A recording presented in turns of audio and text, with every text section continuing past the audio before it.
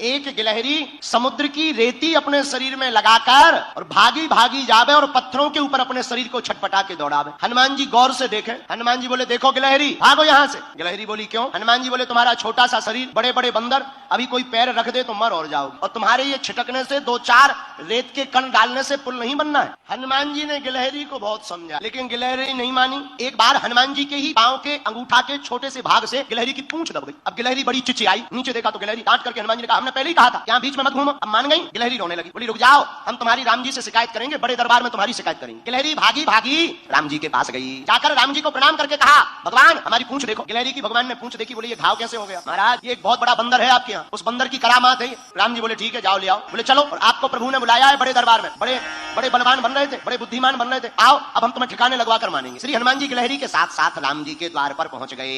राम जी को प्रणाम किया, पर हनुमान जी ने गिलहरी से पूछा एक बात बताओ, तुम्हारे रेत के कण डालने से समुद्र का पुल बनना नहीं है, फिर भी तुम इतनी परेशान क्यों हो रही? राम जी बोले बात तो सही है, बताओ गिलहरी। गिलहरी हाथ दोनों जोड़कर बोली राम जी हमें पता है कि हमारे कारण से पुल नहीं बनना है, लेकिन इन बंदरों ने आपकी इस सेना ने बड़े बड़े पत्थर ला करके पुल बना दिया। राम जी बड़े बड़े पत्थर लगे हैं, आपके चरण बड़े कोमल हैं, पत्थर है उबड़ खाबड़, रखोगे कहीं चोट लग जाए, आपके चरणों से खून बहने लगे, तो ये बनते तो बड़े बुद्धिमान है तुम्हारे हनुमान जी, पर इन्हें ज्ञान एक रत्ती का नहीं। हम छोटे जरूर हैं पर हमें ज्ञान ठीक ठाक। राम जी बोले क्या ज्ञान है? बोले ये तुम्हारे बड़े बड़े बंदर बड़ी बड़ी सिलाएं लगा रहे, पर आपके चरण बड़े कोमल है, आप चलोगे तो कहीं पत्थर लग जाएगा, तो हम रेती जाकर के रेती उन पत्थरों की दरार में भरते हैं ताकि आपके चरणों में कोई चोट ना लग जावे। हनुमान जी को सुनकर आंखों से आंसू आ गए। अरे धन्य हो गिलहरी, आप धन्य हो, आपका भाव धन्य है। राम जी ने गिलहरी को अपनी हाथ में लिया, पूंछ के ऊपर हाथ रखा तो जो उसका दुख था, करुणावान करुणा निधान श्री रघुनाथ जी के हाथ रखते ही उस पूंछ का घाव ठीक हो गया और गिलहरी प्रसन्न हो गई। राम जी अपनी 3 अंगुलियां गिलहरी के ऊपर फिराए। जब राम जी ने अपनी 3 अंगुलियां गिलहरी के ऊपर फिराई, वही 3 अंगुल के निशान आज भी गिलहरी